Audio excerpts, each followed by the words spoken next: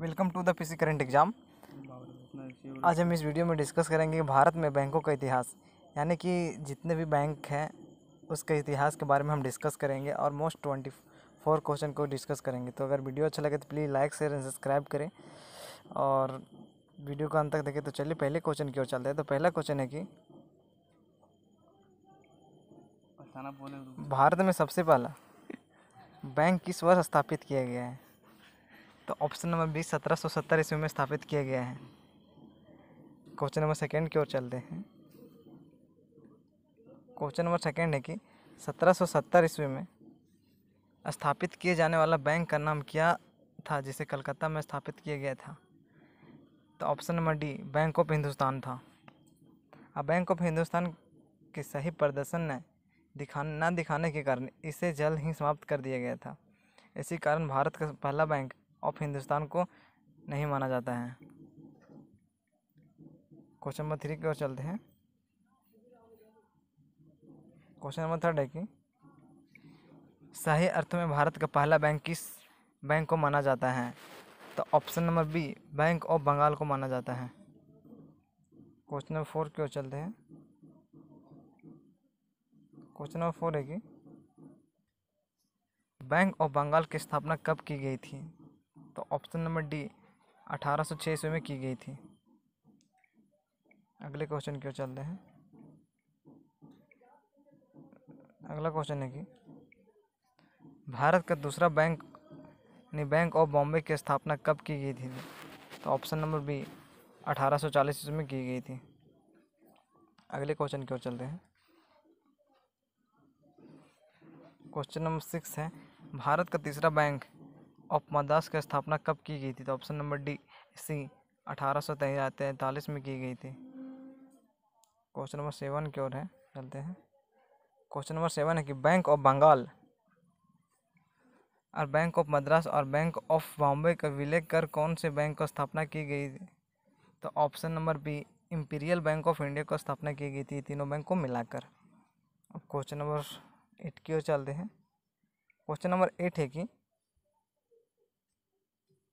Imperial bank की स्थापना 3 बैंकों में विलय करने के लिए 1921 में की गई थी।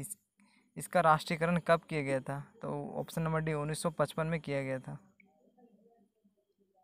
क्वेश्चन नंबर 9 की ओर चलते हैं। क्वेश्चन नंबर 9 है कि भारत सरकार द्वारा इंपीरियल बैंक ऑफ इंडिया के राष्ट्रीयकरण के बाद इसे किस नाम से जाना जाएगा है? तो ऑप्शन नंबर बी एसबीआई के नाम से जाना है। क्वेश्चन नंबर 10 की ओर चलते हैं। क्वेश्चन नंबर 10 है कि 1865 में कौन से बैंक स्थापित किया गया था? तो ऑप्शन नंबर ए इलाहाबाद को स्थापना किया गया था। क्वेश्चन नंबर 11 की ओर चलते हैं। क्वेश्चन नंबर 11 है कि भारत का ऐसा पहला बैंक कौन सा है जिससे में पहली बार भारतीयों को बिना प्रबंधन में शामिल किया गया है? तो option number C Awadh Commercial Bank को प्रबंधन किया गया था। अगले क्वेश्चन की ओर चलते हैं। तो अगला क्वेश्चन है कि वह पहला बैंक कौन था जो पूर्ण रूप में भारतीयों को द्वारा प्रतिबंधित किया गया था? तो option number B Punjab National Bank को किया गया था।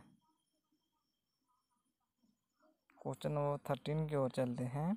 क्वेश्चन नंबर 13 है कि पंजाब नेशनल बैंक की स्थापना कब की गई थी? तो ऑप्शन नंबर सी 1895 में की गई थी। क्वेश्चन नंबर 14 है कि वह वाला बैंक कौन सा है जिसका स्वामित्व प्रबंधन पूर्ण रूप से भारतीयों को पास था? तो option number B Central Bank of India का पूर्ण रूप से प्रबंधन था भारतीयों के पास।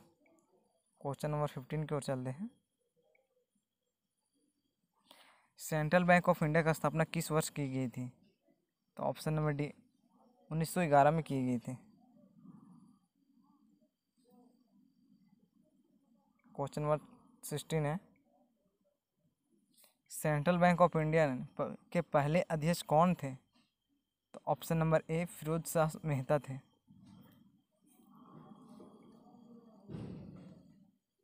सेवेंटीन क्वेश्चन आरबीआई एक्ट किस वर्ष पारित किया गया था? तो ऑप्शन नंबर से 1934 को पारित किया गया था।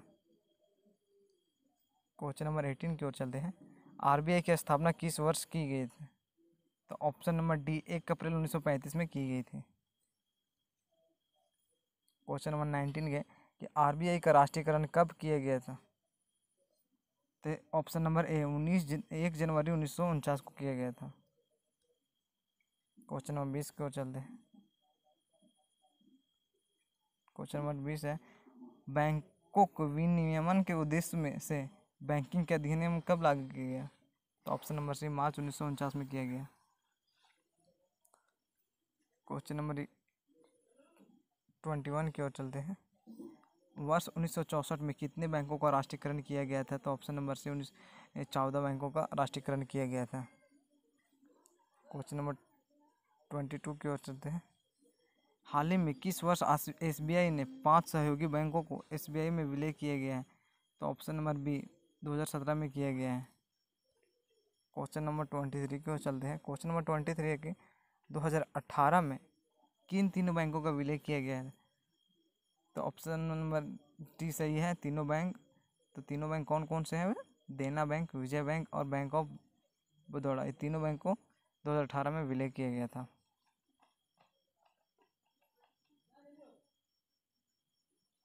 क्वेश्चन नंबर 24 की ओर चलते हैं।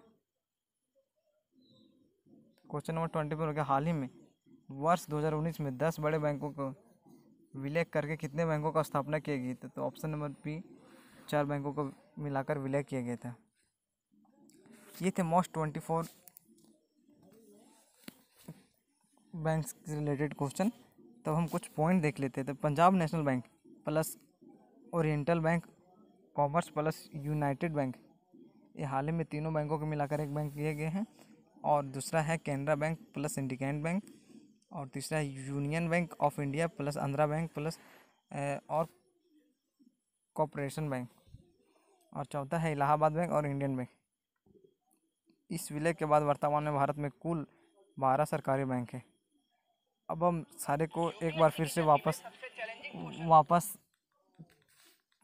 रिवीजन कर लेते हैं। तो 1770 ईस्वी में बैंक ऑफ हिंदुस्तान को स्थापना किया गया था। 1806 में बैंक ऑफ बंगाल का, 1840 में बैंक ऑफ बॉम्बे का और 1843 में बैंक ऑफ मद्रास का किया गया था।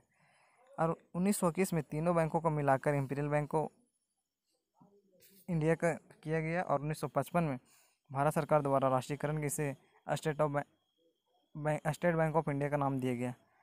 और 1865 में इलाहाबाद बैंक का स्थापना किया गया था। 1881 में अवध कॉमर्शियल बैंक यानी पहला बैंक जिसने भारतीयों को प्रबंधन में शामिल किया गया था। और 1895 में पंजाब नेशनल बैंक यानी पहला पूर्ण रूप से भारतीय द्वारा प्रबंधित किया गया था। और 1911 में सेंट्रल बैंक ऑफ इंडिया का स्थापना किया गया था, जिसका अधिकार भारतीयों के पास था। 1934 में 1 अप्रैल 1934 को आरबीआई एक्ट पारित किया गया था। और 1 अप्रैल 1935 में आरबीआई का स्थापना किया गया था। तो अगर वीडियो अच्छा लगे तो please like share and subscribe करें। Thanks for watching video.